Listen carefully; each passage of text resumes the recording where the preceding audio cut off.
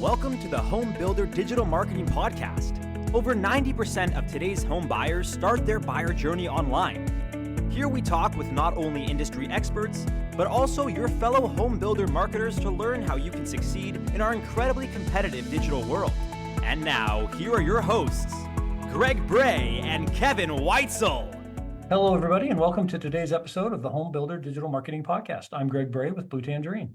I'm Kevin Weitzel with Outhouse. And we are excited to have joining us today Ryan Taft. Ryan is the founder and CIO at Impact 88. Welcome, Ryan. Thanks for being with us today. So stoked to be with you guys. Thank you so much for the invite. And gosh, Kevin, we could have done this in the same room. We live about a block away from each other. Fact. Well, Ryan, for those who haven't had a chance to meet you yet, let's start off with that quick background and overview. Give us a little intro to yourself. Sure. Yeah, I was born a small child. No, I've been in the industry of new homes this is my 24th year. I started out in Phoenix in sales, work on the national level for top 10 builder. Decided to choose 2007, 2008 to go out on my own, the best choice you could have made. Ended up doing a lot of work around the country on my own, and then I was made an offer I couldn't refuse in 2012-13. Worked with the Shore Consulting Group there for about 12 years. Just as of this year, have launched my own brand. So been around the block. So before we get into the I in CIO, let's hear just a little factoid about yourself that has nothing to do with the home building industry, nothing to do with family, and nothing to do with work whatsoever. Something about you. Oh my gosh. All right. Boy, I could go a whole bunch of different avenues. Let's go with the fun one. I was a drummer in a metal/rock band back in the 90s. Nice. Yeah. A band that we've heard of? No. I wouldn't be here. No, it was a band in Phoenix called Dead City Love. Do you ever drop any rudiments, just some fills on a drum set in the house, or have you packed all that stuff up? Those days are gone. I play a mean steering wheel nowadays. Oh, yeah. You put me behind a steering wheel, man, you're gonna get it. Right, with an air guitar to go with it, I'm sure. So yeah. Do you know where you are? You're in the car, baby. So Ryan, tell us a little bit more about what got you interested in this industry as a whole, new home sales and construction and all that. It's funny. I actually just told this story to someone yesterday. I was a big fan of the book Rich Dad, Poor Dad back in the mid-90s. I think I was sort of destined to be in this industry. I'll give you that part, and then I'll tell you how that happened to get here. But I found out after my father died, you dig through like the paperwork and the files, and I found my father's birth certificate. It lists the dad and the mom and their occupations. My grandfather was a new home salesperson. I had no idea. So there's that. My dad sold real estate part-time while trying to be an actor. My aunt was a full-time realtor, total rock star in Sherman Oaks, California. My brother was a permits processor. My uncle was an architect. I think it was destined from that perspective. But a friend of mine back in the late 90s was like, hey, I'm going to get my real estate license. You should get yours too. And I was like, okay. So I did. In my real estate classes here in the Phoenix market, Susan Highland from Highland Bay came in and did a guest speaking spot because I didn't know which route I was going to go, Greg. I wasn't sure, am I going to go, new homes, resale? I contemplated timeshare for half a second. And she came in and she said something that changed my life. And it was this: the average new home salesperson makes $70,000 their first year. And I was like, well, all righty then, let's go. And my decision was made. So that was it. Thank you, Susan Highland. I was waiting for something a little more profound than that. You're not going to get a whole lot of that here today. You're going to get a lot of shallow, money-driven. No, I'm kidding. So let's go with this. Let's find out what the I stands for. It's obviously not Chief Information Officer. You're not the tech nerd at Impact 88, I assume. No, God, no. Well, you just said it. It stands for Impact, Chief Impact Officer. Nice. Just being in the industry and being adjacent to you for so many years, it is crazy how often your name comes up and nothing but positive. Nothing but positive. You have what I refer to as the zero butthole rating, meaning nobody has ever referred to you and you've never impacted me as a butthole. So therefore, that's a high mark because there's not a lot of people in that category. I cannot wait to play this segment back to my wife. Well, Ryan, give us a little more intro to Impact 88, the kinds of services you guys are providing and people you're working with. We are arguably a new home training company. We're doing a few different things, though. So we do work with teams to help improve performance across the country for sure. I've introduced one-on-one coaching into the mix because nobody's really doing that. And we thought, you know what? There's people out there that have been asking for that for years, for years. And most companies won't do it because it's not necessarily like the highest ROI from an hour that you could spend. But I'm over 50 now, I'm 51, and I'm looking at more need than want. And so, sure, might I want to do some things that are huge and big? Yeah, absolutely. But it's not about me. And I feel like that's a big need. And so we've all got a few of those going. We're introducing a couple of other courses. One of them I've been teasing on social. I can't quite reveal it just yet, but let's just say that it's going to help a lot of people with their leadership style. We're launching 2 more programs, so stay tuned on that. But we're doing all things new homes. It's fantastic. So sales and marketing people, but mostly salespeople, have to read body language a lot. Out of curiosity, when you go in and do a group session with, XYZ builders in a room, and you can see that instantly that one person is like, I don't need this. Why am I in here? You ever see that? Yeah. That's called the queen bee. Oh, don't Yeah. you love those conversion factors though? I love those because I have a theory in training that says if you get the queen bee, you get the hive, right? So when I see someone who's sitting there like, what you got, trainer boy, or the evil eye, or whatever the case is, here's what I know. They've sat in crappy trainings before. That's what I know. But those are my favorite because the goal, just like salespeople should have, is to take somebody who's assuming this is going to be a terrible experience. They told their spouse that night, oh, I got to go to training tomorrow. Like they probably scheduled themselves for a penicillin shot as soon as it was over to get rid of it, right? I'm of the opinion that if I can win that person over and show them that this is not like what they're expecting, and it isn't, it's more like dinner and a show where you learn and grow versus come to the meeting to get your beating, right? Those are my favorites. I just had one of those happen kind of recently where I had a 35-year veteran who was pretty convinced that this was not going to be good. At the end of the training, she posted all kinds of pictures of the training and was like, this is the best training I've ever been to. That's cool. That's great because training doesn't have to suck. Unfortunately, it mostly does, but it doesn't have to. So what is it about training, Ryan, that has been such a negative experience for so many salespeople? Where are we not helping them get better? It's a good question. So one problem tends to be with the trainer, right? So many times I've sat in trainings where the trainer's making it about them, and it's really an ego fill to be in front of a group. And it could be, it's a trap of being a speaker, is that you could really easily be like, check me out, what's up? You could do that. So that's part of it, is that the team has to sit there and watch someone do that the whole day. The other part of it is they bring content and ideas that don't fit reality often. Here's what most trainers do. They are like, I got to come up with something that I need to sell people because I want to sell my program. So they come up with some convoluted program that's really difficult, very hard to remember, even harder to execute. And everyone's like, this isn't how it goes. This isn't real life. So case in point, I went to a training where they're like, you need to sit every single person down and run debt to income ratios before they ever step in a model. Required. And I'm over here like, that's not how that goes. Kevin's laughing. That's how bad that is, right? Yeah. Yeah. But that was it. That's what they told you to do. And then they shopped to that too. So if you knew it was a shopper, you were like, let's run your debt to income ratio. Like that was how that went. So that's the other issue with that, is that it's just not real world. And people look at it and they go, oof. Now the biggie, probably the biggie on this, Greg, is role playing. Everyone's terrified that you're going to bring them up to the front of the room to do a role play. Well, look, there's 2 sides of this. As salespeople, we shouldn't be scared to actually practice. That shouldn't be the case. So the question is, why are people scared? And it's because typically trainers do it in a way that makes the salesperson look like an idiot. I'm going to use you as a lesson for everybody else. That's why nobody sits in the front.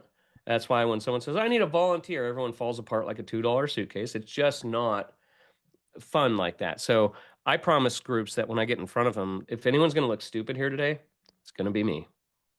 So let's expound more on that, because a lot of people do have that fear of role playing. I don't have a fear of role playing. I'm just not big a fan of it because it's always canned and just here's how it is. And it's not how it is in the field. That said, there is something to be said for learning real-time objections. I'd rather fall apart in front of you in a classroom from my peers than I would in front of a client. Absolutely. No doubt about that. If you're trying out technique on customers, if you're practicing on your customers, to me, that's like going to go see a show, like you go see a band or something like that. Figure out pretty quick you're not watching the show, you're watching the rehearsal. Where they're like, oh, let's stop. So let's try that one again. Let's go. Let's try it in a different key. That didn't work for me. You're like, what is going on here? That's what a lot of salespeople do, though. They don't know where they're going. They haven't practiced where they're going. And here's the key. It's not practicing to deliver canned lines, and you nailed it. It has to have an authentic voice to it. Because I'm of the opinion, if your authentic voice isn't involved, you're not going to do it. The challenge with it is you have to practice a new technique enough to find your authentic voice. It isn't the first time you try it. I don't care if you're an actor reading a line. I don't care if you're a salesperson practicing how to overcome an objection. You have to practice it so your real voice shows up. And most people don't practice enough to get there, which is why they don't do it. So Ryan, as you have had decades of experience in this industry, what has changed, especially over the last 5 or 6 years in new home sales that you've seen, and how salespeople need to approach these buyers, especially on that first encounter and some of those opportunities? What's that experience looking like today compared to how it used to? It's really interesting question because if you look at the last 10 years, we haven't really had too much of a difficult market. We've had a little blips here. Q4 2018, a little blip. We had a blip, obviously, right after COVID when interest rates went up over 5%. Oh my gosh. And so we haven't really had to see a whole lot of proactive, go get 'em, hunger sales methodology. What we've seen is a lot of, how can I help you? My opinion is that too long of a good market has shifted us into arguably a bit of a retail positioning. And so the number one thing you hear when you walk in, hi, welcome, how can I help you? Well, that's the same question they ask when you walk into Lucky Jeans. And then they point out like where the discount rack is, and they say, well, let me know if you need me to open up a dressing room, right? And this is arguably the almost same experience I'm seeing in new home sales for folks that don't understand the gravity of a shifting market.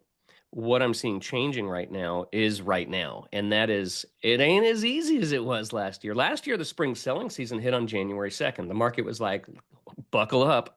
This year, we're like, spring selling season, where are you? That's a massive shift. And I think people are waiting around because it's easier rather than thinking, I need to get to work and I need to figure out how to go get traffic. I need to increase my conversion rates. And that's probably the biggest opportunity is that.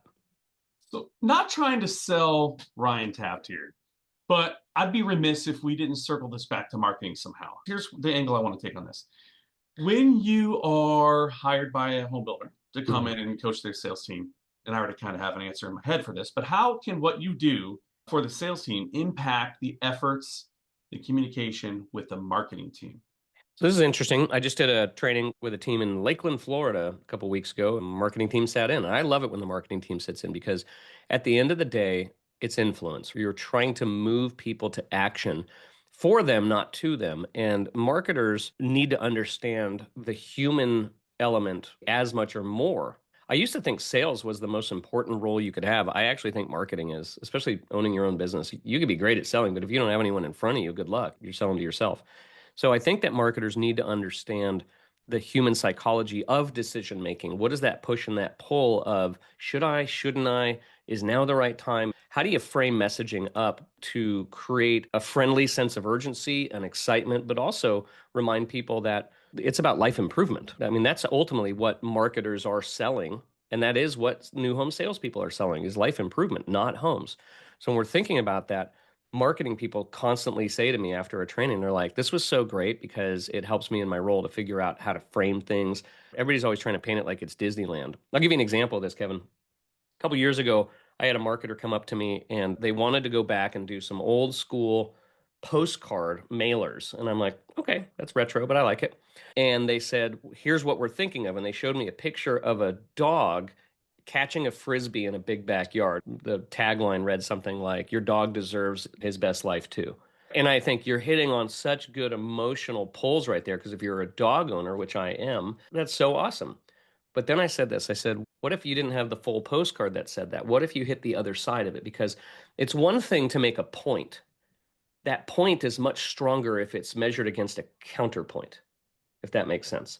And so I said, what if you had a split screen on the postcard? On the right side was the picture of the dog catching the frisbee that said that, but on the left side, it had a picture of a dog on a little apartment balcony with a sad face that said, I've always wanted more. And they were like, oh, that's good. So it's understanding how we make decisions. We make decisions to move away from pain, but we also make decisions to move towards that life improvement. And if we incorporate those both, boy, man, you're understanding how people decide things.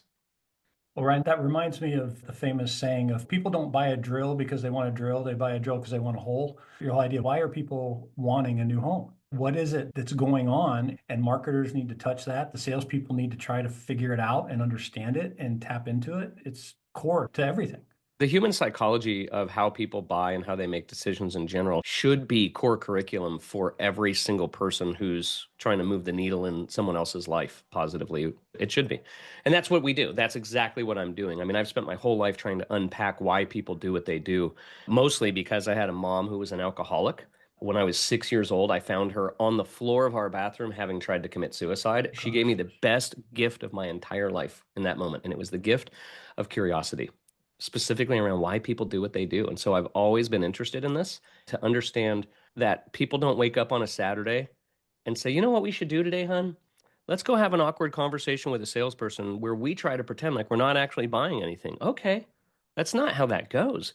There is a driver, an emotional driver, to cause someone to actually come out to your sales office that's 20 minutes away from their house, or an hour, or fly in from another city, for crying out loud. They don't do that because it's fun. Nobody wants to buy a home. Nobody wants to spend $1 million. Nobody wants to pack up all their crap and move. Nobody wants to do those things.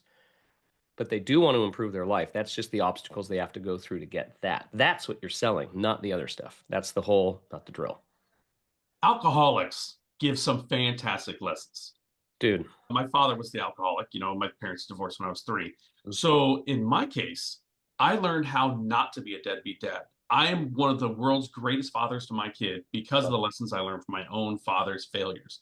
And that has translated into my sales role my entire life. I want to make sure that everybody feels that they are cared for, that they are welcome, that I give a crap about them actually being there. I love that. You can learn from anyone if you're trying to pull the lessons out, right? I had a friend of mine, Glenn Sparks, who used to say, Ryan, half of being smart is knowing what you're dumb at. And I love that quote. It's true. Nobody's parents are perfect. Nobody's spouse is perfect, but you can learn from those things. So the question is, are you looking to learn, or are you looking to judge? And I think that's the difference maker, right? Are you coachable? Are you looking for improvement yourself? Going back to the queen bee concept, if you got somebody who thinks they know it all, I just think that's just like the worst life I could ever have, is to think I've got it figured out. The older I get, the more I realize I don't know crap. That's the funniest part about it. It's just ridiculous. I mean, when I was in my 20s, I was like, oh, I got that. I know it. And now I look back, I'm like, I was an idiot. Oh my gosh. So then, Ryan, what's one thing that salespeople think they know that they don't really get? That's easy. Who the real Slim Shady is. Who's the buyer? I was in a training and someone said, well, I can tell. I can pick the buyer. I'm like, no, you can't. No, you cannot. I've been wrong so many times, and there's just no way people will surprise you. That's called judgment. You're judging who you think is actually going to buy a home and who isn't. So I think that's what they're getting wrong. Your job as a salesperson is to take the sale all the way to the finish line. If it stops before the finish line, it's because the buyer made it crystal clear they either weren't ready, they couldn't do it, or they didn't want to do it. But you trying to figure out who that buyer is jacks your sales technique all day long. Why? I ask crowds this all the time. I say, if you got somebody walking in the door that you're convinced will not buy a home, you're like, they're just looky-loo, and you don't think they're going to buy, what does your final close sound like? And the answer is, and there is no close. That's why, because why would you ask for the sale if you don't think they're buying? Those are counter beliefs. And so you won't. So I just say, why don't you get out of the way with your belief system? I believe you're a buyer. Not because I'm trying to manipulate you. It's because then I do all the right things consistently without the judgment. Okay, you're a buyer. That means I'm asking you for the sale. That's great. That's awesome. That's a great reminder. Where do you see the impact of the website and the knowledge that prospective buyers are gaining before they ever show up impacting the sales process today compared to how it used to be? Well, I think that this is a demarcation point for salespeople to understand exactly the question you're asking. Buyers are coming in often with more intel than the actual salesperson has. Like, did you know in 1978 there was an EPA issue with the land? What? They're coming in with more intel. And so what we have to wrap our heads around, I get this question a lot, which is, well, I don't want to pry. I don't want to get into people's emotional lives, and I don't want to do that. I'm like, well, then what are you doing? Giving them information? They don't need your information. I got asked, do you think that salespeople will be necessary in the future with where tech is going and, to your point, the access to information? And everyone thinks I'm going to say, absolutely, salespeople are necessary. My answer is, it depends. Depends on the salesperson. Are you someone who's trying to just transfer information? Because if that's your job, if that's what you're doing, I don't need you right now. I don't need you today. I can put an iPad in that office that asks the same lame questions and shares the same information. Heck, I could get a Chat GPT login right there in the sales office and just say, here's the prompts you should ask. Like, I could do that today. So the question then becomes, well, what is the job of the salesperson? And here's what it is. It's to uncover the emotional buying strategy, and via that strategy, help improve that person's life. That's the shift. And so I don't know if that directly answers your question, but you triggered something that fires me up. Well, I suffer from a disease, and I'm just going to put it out there that I think you may suffer from the same disease, because I, as a salesperson, believe that your job is to not talk somebody out of what they're already there for. I'm a believer that salespeople are their own best salespeople, because when you walk into a place, you're the easiest lay down sale because you've already pre-sold yourself on the concept of buying whatever it is you're shopping for. It's just that the home buying process is more complex than a set of headphones. Yeah, it's almost like if the salesperson doesn't suck, then there's a really good chance I'm going to buy this, because if I'm going to go somewhere, if I'm going to do something, if I'm going to be looking at something, I've probably already gotten myself most of the way there, to your point. How about this as an example for this one, Kevin? You walk into a restaurant, you sit down, and then the waiter comes up and starts giving you the history of the restaurant. They start telling you all the specials. And I'm over here like, dude, I don't care. I already read this. I already looked at your menu. I already know what I want. Let's go. And we see this with salespeople all the time. What you don't see with people when they go look at restaurants is you don't have someone walk in, go into the host stand, and the host says, hi, can I help you? And they go, just smelling. No, they don't do that. They're there to eat. The host assumes, and this is a host, this isn't even the server. The host assumes if you walked in my door, you're here to eat.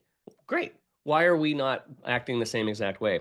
I heard an interesting statistic the other day that a big builder out of Texas shopped their entire region to see how many people actually got up out of their chairs when a customer walked in. Any guesses from you guys as to what percentage did not get up? I'm going to go with a majority, more than half. Okay. I'm going to say 60%, somewhere in that window. 70. Wow. So here's what people are getting. Hey, there's the models. Let me know if you have any questions. Guys, I've been walking out of models my whole career, almost a quarter of a century. And I can tell you in 24 years, I've been asked for the sale 4 times ever.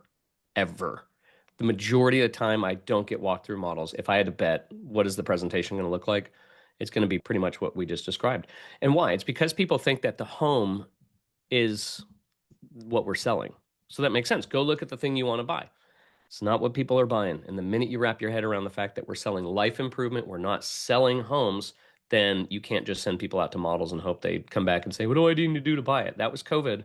That was what happened, right? Number 312, now serving. You can't do that today.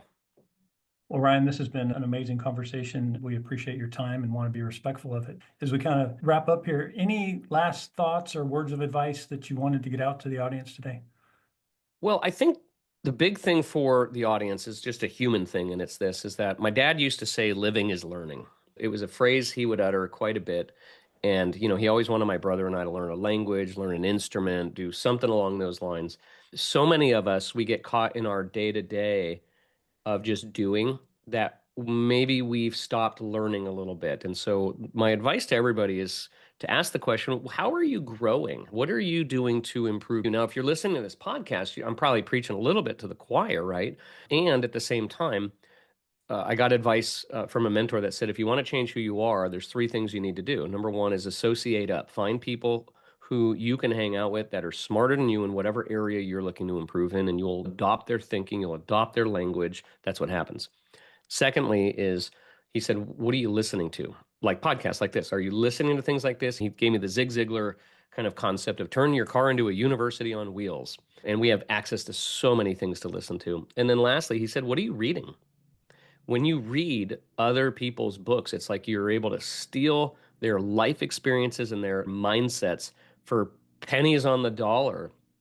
And then I had another mentor say this about that same concept. He said, not getting wealthy in America is like getting locked in a fully stocked grocery store and finding a way to starve to death. And it's because most people think they know and they don't know. And so I'd say do more, get super active, whatever it is, be more intentional, learn, grow, just really lean into that.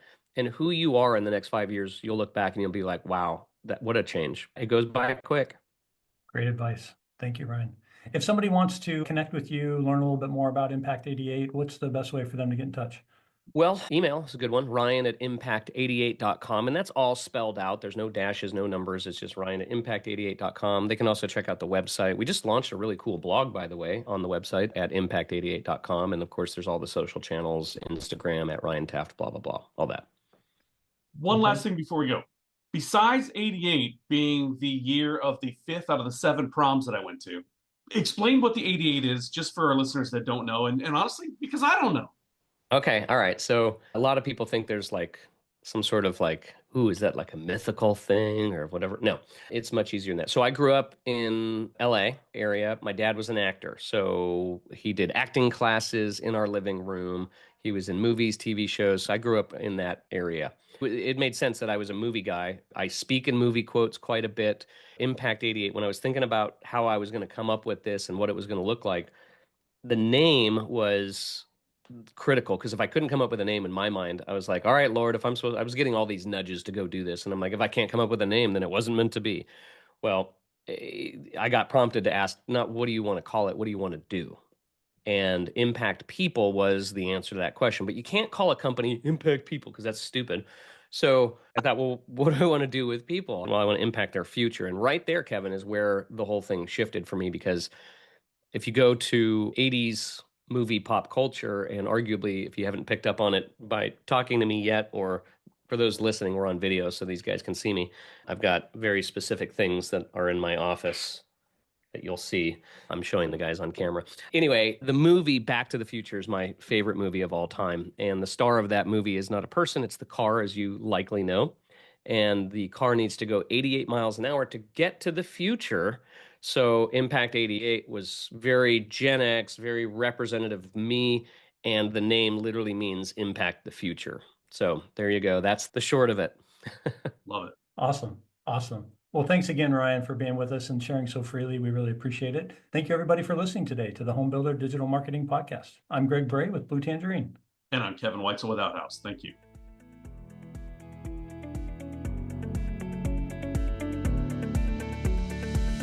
Thank you for listening. To learn more about how Blue Tangerine and Outhouse can help you generate more qualified home buyer leads, visit bluetangerine.com and outhouse.net. If you've enjoyed our show today, please tell a friend, leave us a review, and subscribe on your favorite podcast platform. Be sure to join us again on the Home Builder Digital Marketing Podcast,